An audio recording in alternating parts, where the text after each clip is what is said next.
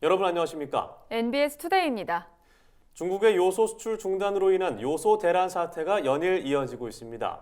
일부 농촌 지역에서는 비료 사재기 조짐까지 보이는 실정인데요. 이런 상황에 정부와 비료업계 간의 입장 차가 커 논란이 일고 있습니다. 네, 비료업계는 원자재 확보 중단으로 공장 가동이 멈추면 내년 3월에는 그야말로 공급 대란이 일어날 수밖에 없다는 입장인데 정부 측에선 업계가 가격 추가 인상을 위해 농민을 볼모로 잡는 것 아니냐는 얘기가 나오고 있습니다. 김인경 기자가 취재했습니다.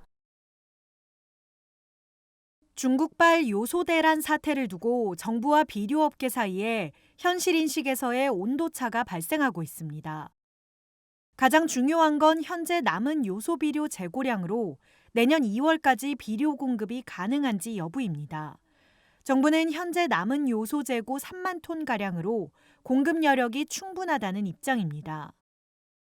비료 회사들이 가지고 있는 재고로 2월 달까지는 통상적인 수요에 대해서는 공급하는 데가 문제가 없고요. 본격적으로 수요들이 있으시는 때가 3월부터잖아요. 수요에 맞추기 위해서 업체들이 지금 연내에 도입을 하려고 계속 추진 중이고요.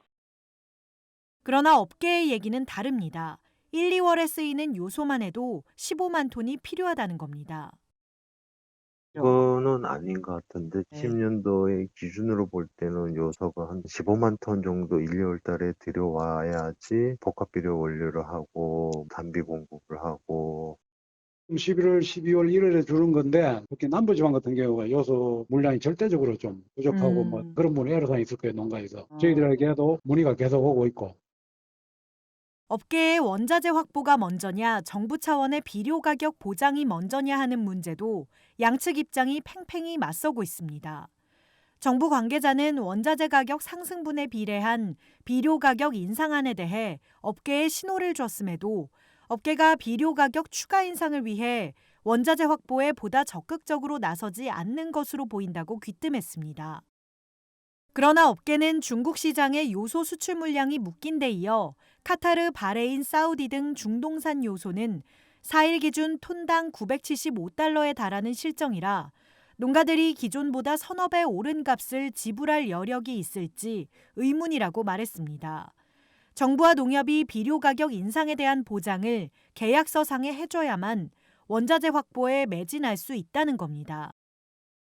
원료 가격이 3배 이상 올라가 보니까 이게 농가가 이 부분을 또 100% 수용할 수 있는 부분도 한계가 있을 거 아닙니까? 어느 정도 국가에서 이게 지원하는 부분이 나오지 않고서는 농민도 그렇고 우리 제조업체도 그렇고 감당할 수 있는 한계를 넘어갔다고 봐야 되죠.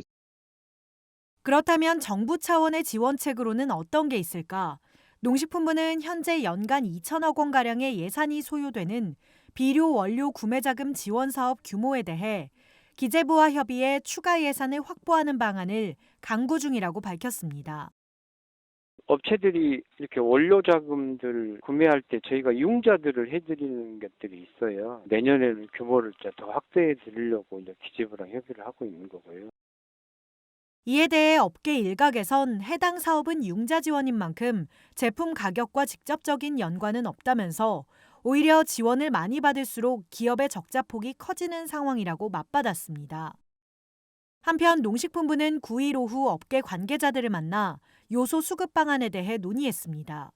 비료 공급 대란을 막기 위한 묘안이 나왔을지 관심이 집중됩니다. NBS 김인경입니다.